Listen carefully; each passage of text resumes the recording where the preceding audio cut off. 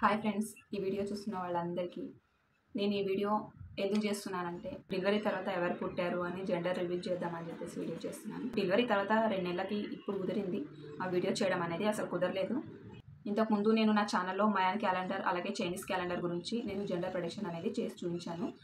ఒకసారి వెళ్ళి చూడండి. చాలామంది దానికి నాకు కామెంట్స్ పెడుతున్నారు. ఒకసారి మీరు నేను ఎలా అయితే చెప్పానో చాలా క్లియర్గా అర్థమయ్యేలా చెప్పాను. మీరు ఒకసారి చెక్ చేసుకొని చూడండి. నాకు చాలామంది కామెంట్లో అడుగుతున్నారు, నా ఏజ్ ఇది, ఇన్ని ఎల్ఎంపి డేట్ ఇది, నాకు ఒకసారి చెప్పండి అని చెప్పేసి నన్ను అడుగుతున్నారు.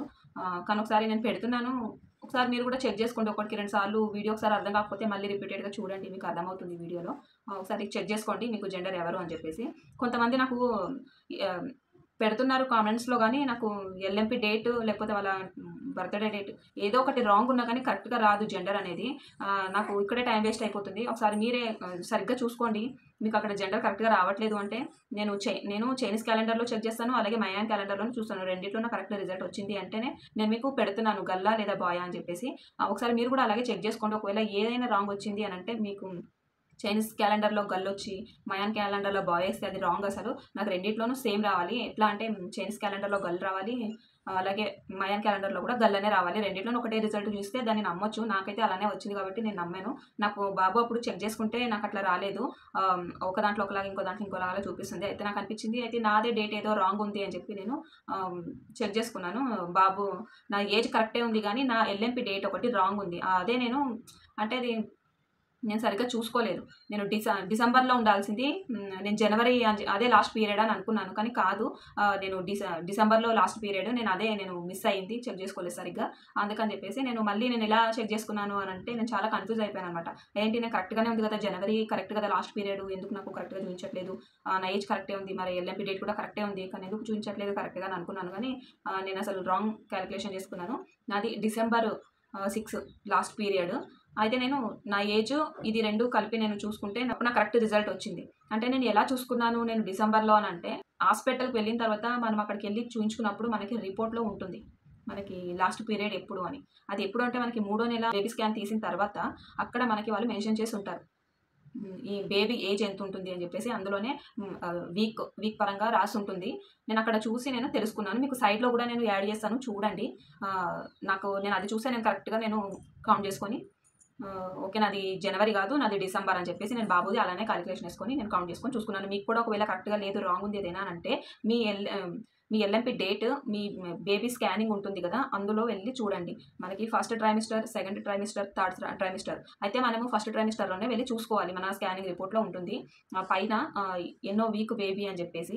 ఆ వీక్ పరంగా లేకపోతే అక్కడ మంత్ రాసి ఉంటుంది, మంత్ ఏప్రిల్ కానీ ఏదైనా మంత్ రాసి ఉంటుంది కదా, ఆ మంత్ పరంగా మనం చూసుకొని అక్కడ నుంచి మనం బ్యాక్ వెళ్ళి కౌంట్ చేసుకుంటే మనకి ఏది లాస్ట్ పీరియడ్ అనేది మనకు అర్థమైపోతుంది. నేను అలానే కౌంట్ చేసుకున్నాను. ఒకసారి మీరు కూడా సరిగ్గా చూసి చెక్ చేసుకోండి. మీకు డైరెక్ట్ తెలియకపోతే మీరు ఆ స్కానింగ్ రిపోర్ట్లో ఉన్నది చూసి చేసుకోండి, మీకు అర్థమైపోతుంది. అయితే నా బాబుది అప్పుడు నేను సరేలే నాకు రిజల్ట్ కరెక్ట్ వచ్చింది కదా అని చెప్పి నేను హ్యాపీ ఫీల్ అయ్యాను అనమాట. అందుకనే నేను మీకు చెప్తున్నాను. మీకు ఒకసారి అర్థం కావట్లేదు ఆ జెండర్ ప్రొడక్షన్ అక్కడ అని అనిపిస్తే మీరు వెళ్ళిపోయి మీ స్కానింగ్ రిపోర్ట్లో వెళ్ళి చూసుకోండి మీ లాస్ట్ పీరియడ్ అనేది ఎక్కడ మిస్ అయింది అని చెప్పేసి అక్కడ వాళ్ళు మెన్షన్ చేసి ఉంటారు. ఇప్పుడు మయాన్ క్యాలెండర్, చైనీస్ క్యాలెండర్ ఎంతవరకు అది కరెక్ట్ అనేది అది అందరికీ కరెక్ట్ అవ్వదు, కొంతమందికి మాత్రమే. అయితే నేను ఇవి చెక్ చేసుకున్నప్పుడు మాత్రం చాలా మందికి కరెక్ట్ అయింది, రిజల్ట్ కరెక్ట్గానే వచ్చింది. నాకు కూడా కరెక్ట్గానే వచ్చింది. అది నేను చాలా హ్యాపీగా ఫీల్ అవుతున్నాను. ఇప్పుడు మీ అందరికీ నేను రివీల్ చేయబోతున్నాను ఏంటి అంటే నాకు Chinese calendar, Mayan calendar result నాకు ఎలా ఉంది అనేసి. ఏప్రిల్ 19th నాకు గర్ల్ బేబీ పుట్టింది. నాకు చాలా మెమరబుల్ డే అనమాట. నాకు అది ఎలా అయితే చైనీస్ క్యాలెండర్, మయాన్ క్యాలెండర్లో నేను చూసుకున్నాను నాకు రిజల్ట్ ఎలా అయితే వచ్చిందో నాకు అలాగే నేనే షాక్ అయ్యాను అనమాట. నిజంగా నాకు గర్ల్ బేబీ అయినా పుట్టింది, అసలు నాకు ఆడపిల్ల పుట్టదా అని చాలా డౌట్ ఉండే. నాకు నిజంగానే ఆడపిల్ల పుట్టింది. నాకు అది చాలా హ్యాపీ. నేనే నమ్మలేకపోయాను అసలు నాకు ఆడపిల్ల పుట్టిందా అని చెప్పేసి. నాకు అంత ఆశ్చర్యంగా ఉంది. నేను అసలు ఎక్స్పెక్ట్ చేయలేదు. నేను ఎలా అయితే ఫస్ట్ ఒక బాబు ఉండాలి, తర్వాత ఒక పాప ఉండాలి అని ఎప్పుడూ అనుకుంటూ ఉండేదాన్ని నేను పిల్లలు పుట్టకముందు. అలాగే నాకు ఫస్ట్ బాబు అయితే పుట్టాడు. పుట్టిన తర్వాత నెక్స్ట్ నాకు గర్ల్ బేబీ పుట్టదో అట్లానే అనుకునేదాన్ని. నాకు ఎలా అయితే అనుకున్నానో నాకు అలాగే ఆడపిల్లే పుట్టింది. నేను ఇంకా చాలా హ్యాపీగా ఫీల్ అవుతున్నాను. మా ఆయన కూడా చాలా హ్యాపీగా. ఎందుకంటే ఎప్పుడైనా కానీ ఏదైనా పండగలు, రాఖీ పండగలు ఇలా వచ్చినప్పుడు నార్మల్గా మాకెవరు అన్నలు, తమ్ముళ్ళు ఎవరు లేరు. మా ఆయన సైడ్ నుంచి కూడా అంతే, సొంతంగా చెల్లెలు వీళ్ళు ఎవరు లేరు. తను ఎప్పుడు వాళ్ళకి పిన్ని చిన్నమ్మ పిల్లలు ఉన్నారు, వాళ్ళతోనే చేసుకునేది అనమాట ఈ రాఖీల పండుగ ఏదైనా. అయితే వాళ్ళిద్దరు అన్నదమ్ములు, మేము ముగ్గురం అక్క చెల్లెలం అనమాట. మాకెవరు లేరు. మా ఇలా పుట్టడం అనేది ఒక అన్న ఒక చెల్లెలు అనేది చాలా హ్యాపీగా అనిపించింది. ప్రతి రాఖీ పండుగ నా పిల్లలే చేసుకుంటారు కదా అని చెప్పేసి చాలా సంతోషంగా అనిపించింది అనమాట. నాకు ఆడపిల్ల పుట్టినందుకు చాలా హ్యాపీగా ఫీల్ అవుతున్నాను. అయితే ఒక బాబు ఒక పాప ఇంట్లో ఇద్దరిని పెంచగలిగే అదృష్టం ఉంది. నాకు అదృష్టం దొరికినందుకు చాలా హ్యాపీగా ఫీల్ అవుతున్నాను. ఒక ఆడపిల్లని, ఒక బాబుని, ఒక పాపని, ఇద్దరు డిఫరెంట్ కదా, ఆ ఇద్దరిని పెంచగలిగే అదృష్టం దొరికింది అని నేను చాలా హ్యాపీగా ఫీల్ అవుతున్నాను. చాలా లక్కీ. నార్మల్గానే చాలా లక్కీ ఆడపిల్లలు ఉన్నోళ్ళు నాకు తెలిసి, నేనైతే అదే అనుకుంటాను.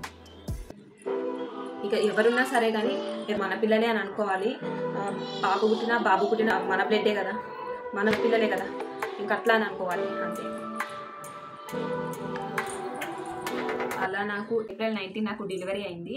నాకు పుట్టింది బేబీ గర్ల్. అది నాకు చాలా స్పెషల్ డే, చాలా మెమరబుల్ డే అనమాట. నేను అది అసలు ఎప్పటికీ మర్చిపోలేను నా లైఫ్లో. నాకు బాబుది ఎంత సర్ప్రైజింగ్, చాలా ఎంత స్పెషల్ అనిపించింది అంటే పాపది ఇంకా బాగా అనిపించింది నాకు. మాయన్ క్యాలెండర్, చైనీస్ క్యాలెండర్ కరెక్ట్గా మనం చూసుకుంటే మనకి రిజల్ట్ కూడా కరెక్ట్గానే వస్తుంది. ఈ వీడియో మీకు నచ్చితే లైక్ చేయండి, అలాగే షేర్ చేయండి, సబ్స్క్రైబ్ చేసుకోండి.